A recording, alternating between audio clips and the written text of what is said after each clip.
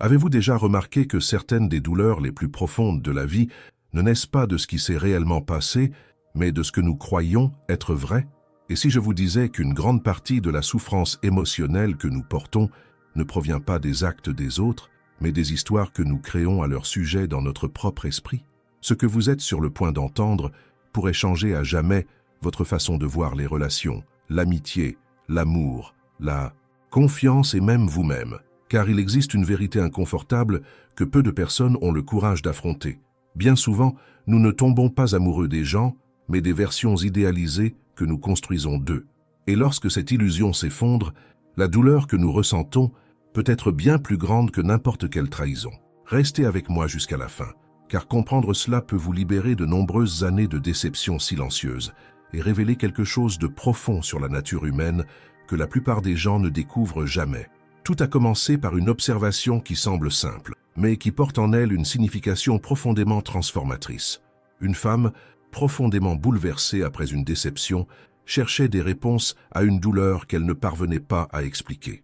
Elle répétait la même question encore et encore, comme si la répétition pouvait produire une réponse différente. Elle ne comprenait pas comment une personne en qui elle avait tant confiance avait pu agir de cette manière. Mais il y avait quelque chose de curieux dans cette situation. Sa souffrance ne semblait pas venir uniquement de la trahison. Quelque chose de plus profond était en train de se produire. Ce qui était en train d'être détruit n'était pas seulement une relation. C'était une image, une croyance, une histoire entière qu'elle avait construite dans son propre esprit. Et c'est précisément là que beaucoup de personnes se perdent. L'esprit humain possède une capacité impressionnante à combler les espaces vides. Lorsque nous rencontrons quelqu'un de confiant, nous supposons souvent que cette personne est également honnête. Lorsque nous rencontrons quelqu'un de charismatique, nous concluons qu'il doit être bienveillant. Lorsqu'une personne nous offre de l'attention, de la compréhension ou de l'affection dans un moment difficile, nous commençons à lui attribuer des qualités qui n'ont peut-être jamais existé. Sans nous en rendre compte, nous créons des personnages. Peu à peu, nous cessons de voir la personne qui se trouve devant nous pour commencer à voir celle que nous aimerions qu'elle soit. Et cela se produit chaque jour. Cela arrive dans les relations amoureuses. Cela arrive entre amis. Cela arrive au sein des familles. Cela arrive dans le monde professionnel. Cela arrive chaque fois qu'un besoin émotionnel devient plus fort que la réalité. Le problème, c'est qu'aucune illusion ne peut survivre éternellement au contact de la vérité. À un moment ou à un autre, la réalité commence à se manifester. Elle n'arrive pas comme un coup de tonnerre. Elle n'apparaît pas de manière spectaculaire. La plupart du temps, elle se révèle en silence. Elle apparaît dans de petits détails, dans un message qui reste sans réponse, dans une promesse qui n'est jamais tenue, dans une marque d'affection qui semble disparaître dès que vous cessez d'être utile, dans une remarque déguisée en plaisanterie, mais qui révèle un manque de respect que vous préfériez ignorer, dans un changement de comportement qui survient précisément lorsque vous cessez de répondre aux attentes de l'autre, et alors apparaît cette sensation difficile à ignorer. La sensation que la personne que vous imaginiez n'a peut-être jamais existé telle que vous l'aperceviez. C'est l'un des moments les plus douloureux de la maturité émotionnelle, car nous ne sommes pas seulement en train de perdre quelqu'un, nous sommes en train de perdre une illusion. Nous faisons nos adieux à une version idéalisée que nous avons créée à l'intérieur de nous-mêmes. Et ce qui est encore plus fascinant, c'est que cela ne concerne pas uniquement les autres. Nous portons tous des masques. Nous montrons tous différentes versions de nous-mêmes selon l'environnement dans lequel nous nous trouvons. Une personne peut sembler extrêmement bienveillante dans un contexte et agir de façon totalement différente dans un autre. Quelqu'un peut défendre la sincérité jusqu'au moment où la vérité le place dans une position inconfortable. Un autre peut faire preuve de loyauté tant que tout va bien, puis disparaître dès que les circonstances changent. Cela ne signifie pas nécessairement que ces personnes sont fausses. Bien souvent, elles ne réalisent même pas qu'elles jouent un rôle. Elles croient sincèrement être les versions qu'elles présentent au monde. Mais il existe une partie cachée en chaque être humain, une partie rarement montrée, une partie composée de peur, d'insécurité, de ressentiment, de désir et d'impulsion que nous préférons nier. Plus une personne tente de cacher cette partie d'elle-même, plus sa personnalité risque de devenir artificielle. Et peut-être avez-vous déjà ressenti cela sans parvenir à l'expliquer. Avez-vous déjà rencontré quelqu'un qui semblait extraordinaire au début, mais qui, avec le temps, a commencé à dégager une étrange impression de vide, comme si toute cette image parfaite reposait sur quelque chose de fragile. Cela arrive parce qu'aucun masque ne peut rester intact éternellement. À un moment donné, il glisse. Et lorsqu'il tombe, nous commençons à voir ce qui se cachait derrière lui. Nous découvrons l'insécurité derrière l'assurance, la peur derrière l'arrogance, le besoin de contrôle dissimulé sous des démonstrations excessives d'attention, l'envie déguisée en conseil, la compétition camouflée en amitié. Et cette découverte est souvent inconfortable parce qu'elle nous oblige à reconnaître quelque chose d'encore plus profond. Les gens n'ont pas seulement peur d'être jugés, ils ont peur d'être vus entièrement. Ils ont peur que les autres découvrent ce qu'ils tentent eux-mêmes de cacher à leur propre regard. C'est peut-être pour cette raison que tant de relations reposent sur des présentations soigneusement construites. Chacun offre une version éditée de lui-même, une version plus acceptable, plus admirable, plus rassurante, plus facile à aimer. Mais vivre ainsi a un prix. Car plus une personne s'éloigne de sa propre vérité, plus il devient difficile de construire des liens authentiques. Et c'est précisément à ce moment-là que beaucoup de personnes commencent à comprendre quelque chose de transformateur. Elles cessent de prêter attention uniquement aux paroles. Elles commencent à observer les schémas, car les mots peuvent être manipulés, les promesses peuvent être faites, les déclarations peuvent être répétées et préparées. Mais les schémas racontent des histoires qu'il est presque impossible de cacher. Les comportements répétés révèlent ce que les paroles tentent de dissimuler. Et lorsque vous apprenez à observer ces schémas, quelque chose change définitivement dans votre façon de voir le monde. Vous commencez à remarquer qui est réellement présent lorsque vous avez besoin d'aide, qui ne s'approche de vous que lorsqu'il a besoin de quelque chose, qui célèbre sincèrement vos réussites, qui en est secrètement dérangé, qui respecte vos limites et qui ne vous apprécie que tant qu'il peut vous contrôler. À partir de ce moment, la vie devient plus claire, mais aussi plus exigeante, car voir la réalité telle qu'elle est exige d'abandonner les illusions qui procuraient autrefois du réconfort. Et peu de choses sont aussi difficiles que de renoncer à une illusion qui nous a accompagnés pendant des années. C'est pourquoi la véritable transformation ne commence pas lorsque nous découvrons qui sont les autres. Elle commence lorsque nous trouvons le courage de voir qui nous sommes réellement et pourquoi nous continuons à choisir de croire à certaines histoires. Avant de poursuivre, si ce contenu résonne en vous, profitez de ce moment pour vous abonner à la chaîne, laisser un « j'aime » et écrire dans les commentaires la phrase suivante « Aujourd'hui, je choisis de voir la vérité avec clarté ». Cela peut sembler être un simple message, mais les mots ont du pouvoir. Lorsque vous exprimez une intention, vous commencez à renforcer en vous ce que vous souhaitez développer. Et maintenant, restez avec moi, car ce qui va suivre pourrait transformer complètement votre manière d'interpréter les personnes qui vous entourent et surtout la manière dont vous vous percevez vous-même. À partir du moment où quelqu'un commence à voir au-delà des apparences, une transformation silencieuse se produit. Ce n'est pas quelque chose qui arrive du jour au lendemain. En réalité, c'est souvent un processus lent, presque imperceptible. Vous continuez à fréquenter les mêmes personnes, à aller dans les mêmes endroits et à participer aux mêmes conversations. Extérieurement, rien ne semble avoir changé, mais intérieurement, tout commence à être observé sous un angle différent. Vous réalisez que de nombreuses relations ne reposent pas sur une connexion authentique, mais sur des attentes invisibles. C'est une constatation inconfortable. Bien souvent, nous croyons être aimés exactement tels que nous sommes. Pourtant, lorsque nous commençons à changer, à grandir ou à poser des limites, certaines personnes réagissent de façon inattendue. Et c'est à ce moment-là que certaines vérités commencent à émerger. Tant que vous jouez un rôle qui profite aux autres, tout semble fonctionner parfaitement. Tant que vous êtes toujours disponible, toujours compréhensif, toujours prêt à aider, beaucoup manifestent de l'affection, de l'attention et de la proximité. Mais il suffit que vous commenciez à donner la priorité à vos propres besoins pour que certaines de ces relations révèlent un visage totalement différent. Avez-vous déjà remarqué à quel point certaines personnes deviennent mal à l'aise lorsque vous commencez à dire « non » ? Non pas parce que vous êtes injuste, mais parce que votre changement modifie une dynamique à laquelle elles s'étaient habituées. Derrière de nombreux conflits se cachent des attentes silencieuses qui n'ont jamais été exprimées. Certaines personnes s'attendent à ce que vous soyez toujours disponible. D'autres s'attendent à ce que vous restiez dans l'insécurité. Certaines ne se sentent à l'aise que tant qu'elles occupent une position de supériorité émotionnelle. Et lorsque vous grandissez, mûrissez ou développez davantage de confiance en vous, cette structure invisible commence à vaciller. Le plus étonnant, c'est que ces réactions ne sont pas toujours conscientes. Beaucoup de personnes croient sincèrement qu'elles défendent simplement l'amitié, la relation ou le lien qu'elles ont construit avec vous. Mais au fond, ce qui est réellement menacé, c'est le rôle que vous occupiez dans leur vie. Et lorsque ce rôle change, elles ont l'impression qu'on leur retire quelque chose. C'est pourquoi le développement personnel provoque souvent d'étranges inconforts sociaux. Vous commencez à remarquer que certaines personnes adoraient votre compagnie tant que vous doutiez de vous-même. D'autres semblaient beaucoup vous apprécier tant que vous faisiez passer leurs besoins avant les vôtres. Certaines appréciaient votre présence à condition que vous restiez émotionnellement dépendant. Mais lorsque vous commencez à développer votre autonomie, quelque chose change. L'énergie change, les conversations changent, les comportements changent. Et cela donne naissance à l'une des questions les plus douloureuses que l'on puisse se poser. Cette personne m'aimait-elle vraiment ou aimait-elle simplement la version de moi qui lui était utile?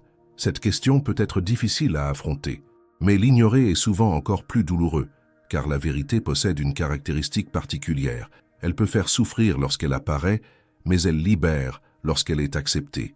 L'illusion, quant à elle, procure un réconfort temporaire, mais prolonge indéfiniment la souffrance. C'est peut-être pour cette raison que tant de personnes restent prisonnières de relations qui ont manifestement perdu leur essence. Non pas parce qu'elles ne voient pas les signes, mais parce que voir exige de prendre des décisions. Et prendre des décisions exige du courage. Il est beaucoup plus facile de continuer à croire que tout va bien que d'admettre qu'une chose importante a changé. Il est beaucoup plus confortable de justifier des comportements répétitifs que d'accepter ce qu'ils signifient réellement. Pendant longtemps, l'esprit cherche des excuses. Peut-être qu'il traverse une période difficile. Peut-être qu'elle est stressée. Peut-être s'agit-il simplement d'un malentendu. Peut-être que j'exagère. Et dans certains cas, c'est effectivement vrai. Mais il existe une immense différence entre comprendre quelqu'un et ignorer des schémas récurrents. La compréhension est saine. Le déni est dangereux. La compréhension reconnaît les difficultés humaines. Le déni ferme les yeux sur ce qui est pourtant évident. Et de nombreuses relations survivent pendant des années précisément parce que les gens confondent ces deux choses. Ils croient faire preuve de compréhension, alors qu'en réalité, ils évitent simplement d'affronter la vérité. Mais vient toujours un moment où la réalité devient impossible à ignorer. Un moment où l'accumulation des faits parle plus fort que n'importe quelle explication. Et lorsque ce moment arrive, quelque chose change en vous. Vous comprenez que vous n'avez plus besoin d'analyser uniquement ce que les gens disent. Vous commencez à observer ce qu'ils font de manière répétée. Car un comportement constant révèle les intentions bien davantage que les discours les plus élaborés. Une personne peut affirmer qu'elle vous apprécie. Mais comment agit-elle lorsque vous avez besoin d'elle? Une personne peut dire qu'elle souhaite votre réussite. Mais comment réagit-elle lorsque vous accomplissez quelque chose d'important? Une personne peut déclarer son amour, son amitié ou sa loyauté. Mais que se passe-t-il lorsque vous établissez des limites? Ces questions ont le pouvoir de révéler davantage sur quelqu'un que des années de belles paroles. Et plus vous observez, plus vous comprenez que les êtres humains sont guidés par des besoins émotionnels profonds. Bien souvent, ces besoins sont tellement inconscients que la personne elle-même est incapable de les identifier. Certains recherchent l'admiration, d'autres recherchent la validation, certains cherchent le contrôle, d'autres recherchent la sécurité. Il y a ceux qui ont besoin de se sentir indispensables, il y a ceux qui ont constamment besoin de se sentir supérieurs. Et il existe des personnes qui construisent toute leur identité autour du besoin d'être nécessaire. C'est pourquoi lorsqu'une personne de leur entourage devient émotionnellement plus forte, elles se sentent menacées. Non pas parce qu'elles souhaitent son malheur, mais parce que son évolution met en péril une structure émotionnelle dont elles dépendent. Et c'est ici que de nombreuses relations commencent à révéler leur véritable fondation. Vous découvrez que toute attention n'était pas forcément de l'attention, que toute inquiétude n'était pas forcément de l'inquiétude, que toute protection n'était pas forcément de la protection. Parfois, ce qui ressemblait à de l'amour n'était qu'un besoin. Ce qui semblait être du dévouement n'était que de la dépendance. Ce qui paraissait être de la proximité n'était que la peur de perdre. Et lorsque ces structures cachées commencent à apparaître, un étrange sentiment envahit l'esprit. Vous commencez à regarder votre passé et à réaliser combien de fois vous avez confondu l'intensité avec la profondeur. Combien de fois vous avez interprété l'attention comme une véritable affection? Combien de fois vous avez cru que quelqu'un vous connaissait profondément alors qu'en réalité cette personne ne connaissait que le rôle que vous jouiez? Cette prise de conscience est douloureuse, mais elle est aussi libératrice parce qu'elle marque le début d'une nouvelle étape. Une étape où vous cessez de rechercher l'approbation à tout prix. une étape où vous commencez à comprendre qu'être compris vaut davantage qu'être admiré, qu'être respecté vaut davantage qu'être désiré, qu'être authentique vaut davantage qu'être accepté par des personnes qui n'apprécient qu'une version retouchée de ce que vous êtes. Et c'est peut-être précisément pour cette raison que tant de personnes ressentent une forme particulière de solitude au cours du processus de maturation. Ce n'est pas l'absence de compagnie qui fait souffrir, c'est la prise de conscience que de nombreux liens n'étaient pas aussi profonds qu'ils semblaient l'être. C'est comprendre que certaines relations reposaient sur des attentes invisibles. C'est découvrir que certaines proximités dépendaient du fait que vous restiez exactement le même. Mais il existe quelque chose d'encore plus important que peu de personnes remarquent à ce stade du voyage. En voyant les masques des autres, vous commencez inévitablement à voir les vôtres, et c'est peut-être la partie la plus difficile de toutes. Parce qu'il est relativement facile d'identifier les manipulations, les insécurités et les contradictions chez les autres. Le véritable défi apparaît lorsque ces mêmes caractéristiques surgissent dans le miroir, et tôt ou tard, cela arrive. Vous commencez à comprendre que vous aussi avez créé des personnages pour survivre, que vous aussi avez recherché l'approbation, que vous aussi avez essayé de paraître plus fort que vous ne l'étiez réellement, que vous aussi avez caché vos peurs, vos insécurités et vos fragilités derrière une image soigneusement construite. Et lorsque cette compréhension arrive, une nouvelle étape commence à se dévoiler. Et cette nouvelle étape est plus silencieuse, plus profonde et beaucoup moins confortable que le simple fait de percevoir les défauts des autres. Car désormais, la question cesse d'être uniquement « Pourquoi m'ont-ils fait cela ?» et devient « Pourquoi ai-je accepté cela pendant si longtemps ?» Et cette question touche des endroits que nous évitons habituellement. Parce que, bien souvent, la réponse ne réside pas seulement dans la méchanceté de quelqu'un, dans la froideur d'une personne ou dans le manque de considération d'une relation. La réponse se trouve aussi dans notre besoin de croire, dans notre soif d'appartenance, dans notre peur de perdre, dans cet espoir presque enfantin que si nous sommes assez patients, assez compréhensifs, assez bons, nous recevrons enfin l'amour, le respect et la sécurité que nous avons toujours désirés. Et c'est là que l'illusion devient encore plus subtile, car toutes les illusions ne naissent pas de la naïveté. Certaines naissent de la douleur. Une personne qui a grandi en devant constamment prouver sa valeur peut facilement s'attacher au moindre signe d'approbation. Une personne qui a été profondément rejetée peut interpréter quelques miettes d'attention comme une véritable preuve d'affection. Une personne qui a passé des années à se sentir invisible peut confondre l'intensité avec l'amour, la précipitation avec le destin, la dépendance avec la connexion. Et lorsque cela se produit, l'esprit ne choisit pas simplement quelqu'un. Il construit un refuge à l'intérieur de cette personne. Et perdre ce refuge donne l'impression de perdre le sol sous ses pieds. C'est pourquoi certaines déceptions font souffrir de manière si disproportionnée. Celui qui regarde la situation de l'extérieur pourrait dire « Mais pourquoi souffres-tu autant pour quelqu'un comme ça ?» Mais la douleur ne réside pas uniquement dans la personne qui est partie, dans l'amitié qui s'est refroidie ou dans la confiance qui a été brisée. La douleur se trouve dans tout ce que cette personne représentait, dans la promesse silencieuse que, cette fois, ce serait différent, dans l'espoir d'être enfin choisi, respecté et compris, dans le fantasme qu'une personne viendrait combler un vide ancien qui n'aurait jamais dû dépendre de quelqu'un d'autre. Et comprendre cela n'est pas une raison de culpabiliser, c'est une raison de s'éveiller. Parce que lorsque vous comprenez qu'une partie de votre souffrance est née de vos projections, vous commencez à récupérer le pouvoir que vous aviez abandonné. Vous cessez d'attendre des autres qu'ils maintiennent les histoires créées par vos propres manques affectifs. Vous commencez à vous poser cette question avec davantage d'honnêteté. Est-ce que je vois cette personne telle qu'elle est réellement, ou est-ce que je vois ce dont j'ai besoin qu'elle soit? Cette question peut sembler simple, mais elle possède la force d'éviter des années de souffrance. Elle vous empêche de remettre votre paix intérieure entre les mains de quelqu'un, simplement parce qu'il a su toucher une blessure en vous avec de belles paroles. La vérité est que tout être humain désire être vu, mais peu de personnes sont prêtes à se voir elles-mêmes, et il existe une immense différence entre vouloir être aimé et vouloir être sauvé. L'amour saint rapproche deux personnes entières, même imparfaites. Le besoin d'être sauvé, lui, transforme l'autre en une sorte de promesse. Une promesse de guérison, une promesse de sécurité, une promesse de sens. Et aucun être humain ne peut porter ce poids très longtemps sans que quelque chose ne finisse par se déformer. C'est pourquoi tant de relations commencent dans l'enchantement et se terminent dans la confusion. Au début, chaque geste semble profond, chaque coïncidence paraît être un signe, Chaque attention ressemble à une preuve du destin. Mais avec le temps, la vie quotidienne commence à révéler ce que l'imagination refusait de voir. La personne réelle apparaît, avec ses limites, ses contradictions, ses égoïsmes, ses peurs, ses vanités et ses ombres. Et alors survient le choc. Ce n'était pas exactement de l'amour pour ce qui existait, mais un attachement à ce que l'on imaginait exister.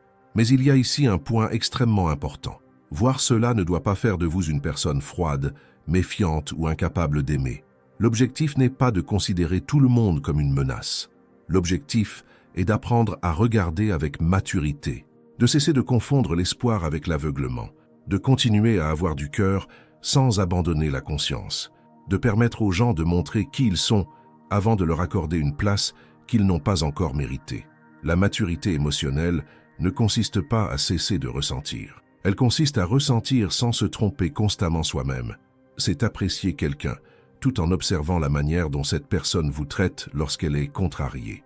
C'est admirer quelqu'un tout en vérifiant s'il existe une cohérence entre ses paroles et ses actes. C'est pardonner lorsque cela a du sens, sans transformer le pardon en autorisation à recommencer. C'est comprendre la souffrance de l'autre sans permettre que cette souffrance soit utilisée comme justification pour vous blesser continuellement. Avec le temps, vous apprenez que les schémas comptent davantage que les moments isolés. N'importe qui peut être aimable lors d'une bonne journée. N'importe qui peut dire quelque chose de beau lorsqu'il cherche à se rapprocher. N'importe qui peut montrer de l'affection lorsqu'il reçoit exactement ce qu'il veut. Mais le caractère se révèle dans les moments de frustration, de limite, de perte de contrôle ou de désaccord. C'est là que le masque commence généralement à perdre de sa force. C'est là que vous découvrez s'il existe un véritable respect ou simplement le désir de préserver une image agréable. Et c'est peut-être là l'un des plus grands tournants de la conscience. Cesser d'être fasciné uniquement par l'intensité et commencer à valoriser la constance. L'intensité impressionne, mais la constance soutient. L'intensité promet, mais la constance prouve. L'intensité peut enflammer le cœur pendant quelques jours, mais c'est la constance qui révèle qui reste présent lorsqu'il n'y a plus de public, lorsqu'il n'y a plus d'avantages à tirer, lorsqu'il n'y a plus de récompense immédiate. Beaucoup de personnes souffrent parce qu'elles tombent amoureuses de moments et ignorent les schémas répétitifs. Elles s'accrochent à un beau souvenir pour justifier des mois d'absence. Elles utilisent un mot tendre pour effacer des attitudes répétées d'indifférence. Elles conservent une démonstration isolée d'affection comme preuve que tout peut encore s'améliorer. Pourtant, une relation ne se construit pas sur des exceptions. Elle se révèle à travers la répétition. Ce qui se répète est ce qui mérite réellement d'être pris au sérieux. Lorsque cette compréhension mûrit, vous commencez à établir des limites non comme une punition, mais comme une protection. Et une limite n'est pas de la dureté. Une limite n'est pas un manque d'amour. Une limite est de la clarté. C'est dire, par vos paroles et vos actes, jusqu'où quelqu'un peut aller sans détruire votre paix intérieure. C'est reconnaître qu'une compassion sans limite devient un abandon de soi. C'est comprendre qu'être une bonne personne ne signifie pas être toujours disponible pour ceux qui n'apparaissent que lorsqu'ils ont besoin de quelque chose. Et alors, quelque chose de curieux se produit. Certaines personnes respectent vos limites et s'adaptent avec maturité. D'autres se sentent offensées et leur réaction en dit long. Ceux qui profitaient de votre absence de limites qualifient souvent votre changement d'égoïsme. Ceux qui étaient habitués à votre silence peuvent appeler votre clarté de l'arrogance. Ceux qui dépendaient de votre insécurité peuvent affirmer que vous avez changé en mal. Mais parfois, devenir pire aux yeux de ceux qui profitèrent de vous signifie simplement commencer à aller mieux pour vous-même. Cela ne signifie pas que vous devez exclure les gens de votre vie à la moindre erreur. Tout le monde se trompe. Tout le monde traverse des périodes difficiles. Tout le monde porte une histoire qui influence ses comportements. Mais il existe une différence entre une erreur et un schéma répétitif, entre le regret et la répétition, entre la difficulté et le manque de respect. Une personne qui tient à vous peut commettre une erreur, mais elle en assume la responsabilité. Une personne qui cherche seulement à garder le contrôle aura tendance à inverser les rôles, à vous faire douter de vous-même et à transformer votre réaction en problème principal. Et c'est là que beaucoup de gens se perdent. Ils commencent à s'excuser d'avoir ressenti de la douleur. Ils s'excusent d'avoir remarqué ce qui se passait. Ils s'excusent d'avoir posé une limite. Ils s'excusent d'avoir posé des questions légitimes. Peu à peu, ils s'éloignent d'eux-mêmes pour maintenir une relation en vie. Et lorsqu'ils s'en rendent compte, ils ne savent plus ce qu'ils ressentent, ce qu'ils veulent. ce qu'ils acceptent ou ce qu'ils méritent. Ils vivent en essayant de ne pas déranger, de ne pas perdre, de ne pas provoquer de conflits, de ne pas paraître difficiles. Mais intérieurement, ils disparaissent peu à peu. Peut-être avez-vous déjà vécu quelque chose de semblable. Peut-être avez-vous maintenu une amitié par gratitude pour le passé, alors même que le présent ne contenait plus de respect. Peut-être êtes-vous resté dans une relation parce que vous vous souveniez de ce que cette personne était au début, alors qu'elle ne l'était plus depuis longtemps. Peut-être vous êtes-vous tu pour éviter une dispute, mais chaque silence a fini par vous coûter un morceau de votre joie. Et lorsque cela arrive, l'âme commence à réclamer de l'espace. Cette demande ne se manifeste pas toujours sous la forme du courage. Parfois, elle prend la forme de la fatigue. Une fatigue profonde d'expliquer l'évidence, d'insister pour obtenir le minimum, d'essayer d'être compris par quelqu'un qui profite de votre confusion. Une fatigue de porter des relations qui ne fonctionnent que lorsque vous vous réduisez vous-même. Et cette fatigue, aussi douloureuse soit-elle, peut être le commencement de la libération. Car vient un moment où l'on comprend que la paix n'est pas un luxe. La paix est une nécessité, que le respect n'est pas une exigence excessive. Le respect est une fondation, que la réciprocité n'est pas une revendication. La réciprocité est un équilibre, et que l'amour, sous toute forme authentique, ne devrait jamais exiger qu'une personne abandonne sa propre dignité pour continuer à appartenir à quelqu'un. Et lorsque cette conscience commence à naître, vous ne devenez pas parfait, vous devenez plus honnête. Vous commencez à reconnaître vos propres manques avant qu'ils ne choisissent à votre place. Vous commencez à remarquer lorsque vous idéalisez quelqu'un. Vous commencez à voir lorsque vous essayez d'acheter de l'affection par une disponibilité excessive. Vous commencez à vous observer lorsque vous ressentez le besoin de plaire uniquement pour éviter le rejet. Et cette observation change tout, car ce que vous êtes capable de voir ne vous domine plus de la même manière. À partir de là, la vie émotionnelle cesse d'être uniquement une réaction et commence à devenir un choix. Vous choisissez d'avancer avec davantage de calme. Vous choisissez d'observer avant d'accorder une confiance aveugle. Vous choisissez de ne pas transformer de petits signes d'attention en grandes promesses. Vous choisissez de ne pas appeler destin ce qui n'a pas encore démontré sa constance. Vous choisissez de ne pas confier votre paix intérieure à quelqu'un qui n'offre que de la confusion. Et surtout, vous choisissez de ne pas vous abandonner vous-même pour garder quelqu'un près de vous. C'est l'un des signes les plus profonds de la maturité. Lorsque vous commencez à préférer une vérité douloureuse à une illusion qui emprisonne. Car la vérité peut laisser un vide au début, mais ce vide est fertile. C'est en lui que vous reconstruisez votre vision, réorganisez votre vie et retrouvez votre voie. L'illusion, en revanche, semble confortable, mais elle exige un prix élevé. Elle vous demande d'ignorer les signes, d'avaler votre inconfort, de douter de votre propre perception et de continuer à attendre une version de quelqu'un qui n'existera peut-être jamais. Et peut-être que la question la plus importante n'est pas « pourquoi cette personne a-t-elle changé ?», mais plutôt « qu'est-ce que cette situation essaie de me montrer sur moi-même ?» Car chaque relation difficile révèle quelque chose. Elle révèle les endroits où nous cherchons encore l'approbation, là où nous avons peur d'imposer des limites, là où nous confondons l'amour avec un effort à sens unique, là où nous acceptons peu parce qu'à un moment donné, nous avons cru que peu était tout ce que nous pouvions recevoir. Lorsque vous commencez à voir cela, vous cessez de chercher des coupables en permanence et vous commencez à rechercher la conscience, non pas pour justifier ce que l'on vous a fait, mais pour éviter de répéter le même cycle. Car la plus grande libération n'est pas seulement de s'éloigner de quelqu'un qui ne vous a pas fait du bien. La plus grande libération consiste à cesser d'être la personne qui accepte de retourner au même endroit émotionnel, avec des visages différents, des noms différents, des histoires différentes, mais avec la même blessure guidant ses choix. Et c'est à ce moment qu'un changement silencieux commence à se produire en vous. Le besoin d'être choisi laisse progressivement place à la capacité de choisir. L'urgence d'être aimé laisse place à l'engagement de se respecter. La peur de perdre quelqu'un laisse place à la compréhension que se perdre soi-même est bien plus dangereux. Et peu à peu, ce qui ressemblait autrefois à un abandon commence à ressembler à une délivrance. Ce qui ressemblait autrefois à la solitude commence à ressembler à une rencontre avec soi-même, et ce qui ressemblait autrefois à une fin commence à ouvrir l'espace à une conscience nouvelle, plus solide, plus entière, plus capable de regarder la vie en face sans se détruire à cause d'elle. Et lorsque cette conscience finit par s'installer, quelque chose change de manière définitive. Non pas parce que la vie devient parfaite, non pas parce que les gens cessent de décevoir, non pas parce que vous commencez à tout voir avec une clarté absolue, mais parce que, pour la première fois, vous cessez de lutter contre la réalité et commencez à marcher à ses côtés. Pendant longtemps, beaucoup d'entre nous ont cru que la maturité consistait à en apprendre davantage sur les autres, découvrir qui est digne de confiance, qui est faux, qui mérite de rester et qui doit partir. Mais il existe une vérité plus profonde. La véritable maturité commence lorsque nous apprenons à nous connaître nous-mêmes. Car, au fond, nous ne pouvons pas contrôler le comportement des autres. Nous ne pouvons pas empêcher quelqu'un de mentir. Nous ne pouvons pas empêcher quelqu'un de changer.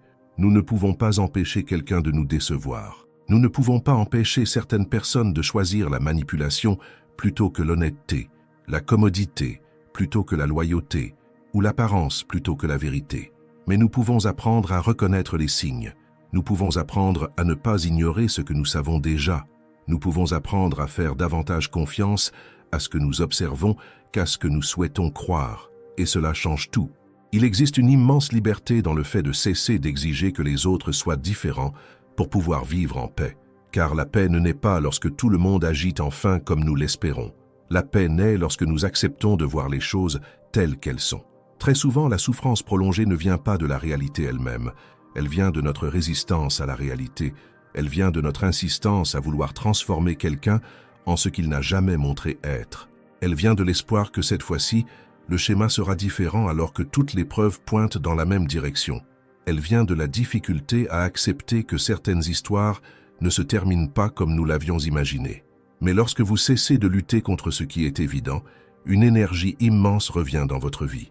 L'énergie qui était auparavant dépensée à essayer de convaincre, corriger, sauver ou changer quelqu'un.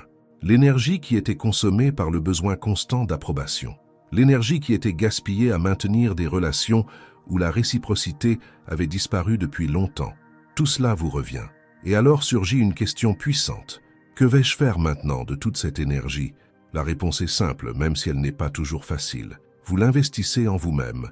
Vous l'investissez dans la construction d'une vie qui ne dépend pas de la validation constante des autres. Vous l'investissez dans le développement d'une identité qui ne repose pas uniquement sur l'acceptation sociale. Vous l'investissez dans le renforcement de ce que personne ne peut vous enlever. Votre conscience, vos valeurs, votre intégrité et votre capacité à rester fidèle à ce que vous êtes réellement. Car il existe quelque chose que peu de personnes réalisent. Lorsque vous passez votre vie à essayer d'être accepté, vous finissez inévitablement par vous éloigner de vous-même.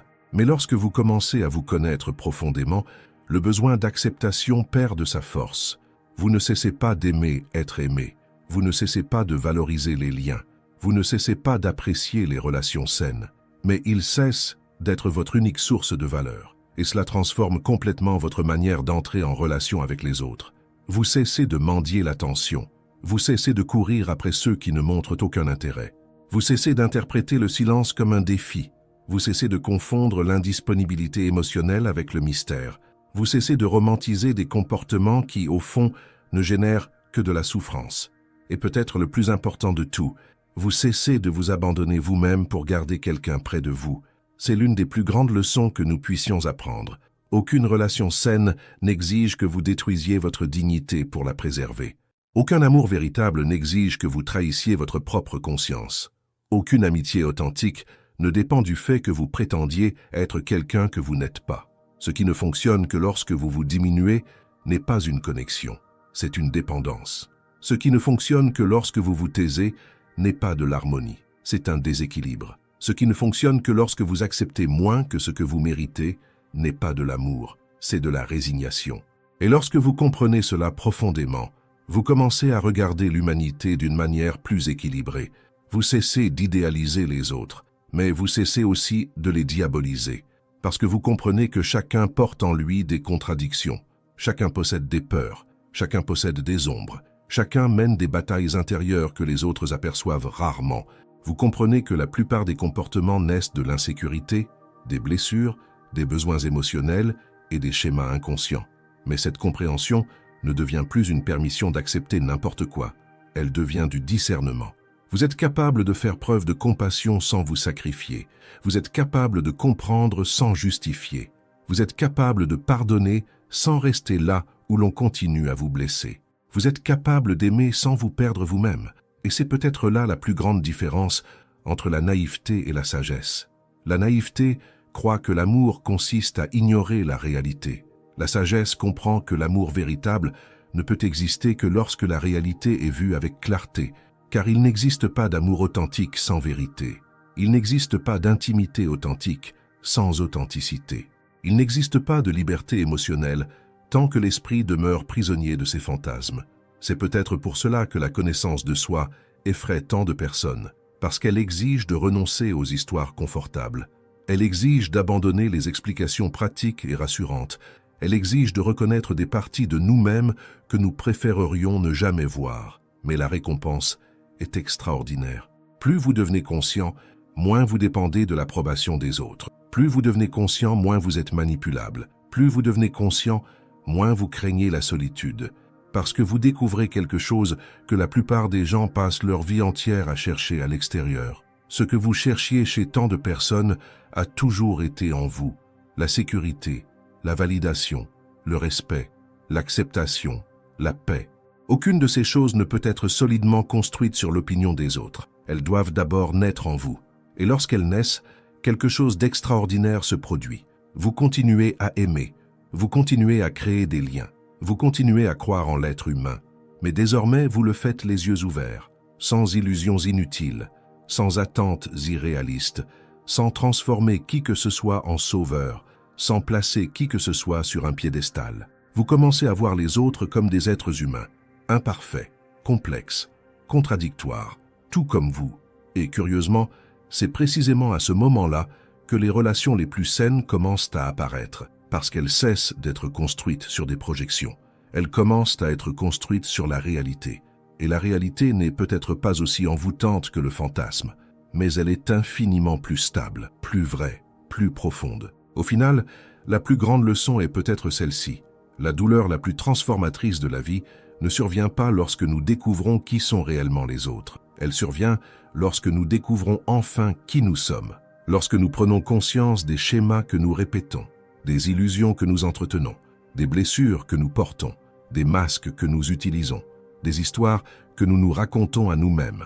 Car à partir de ce moment-là, nous cessons de vivre en pilote automatique. Nous cessons d'appeler destin ce qui n'était que de l'inconscience. Nous cessons de blâmer uniquement le monde pour des expériences qui trouvaient aussi leurs racines en nous. Et nous commençons à vivre avec davantage de lucidité, plus conscients, plus libres.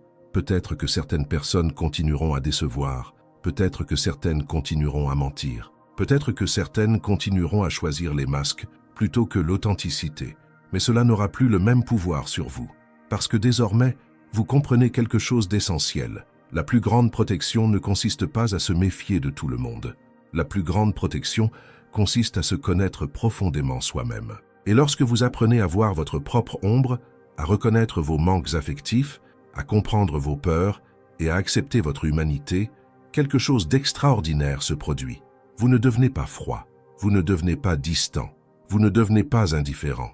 Vous devenez libre, libre d'aimer sans vous perdre, libre de faire confiance sans vous illusionner, libre de partir lorsque c'est nécessaire, libre de rester lorsqu'il y a de la vérité, libre de voir les autres tels qu'ils sont, et surtout, libre de vous voir enfin tel que vous êtes.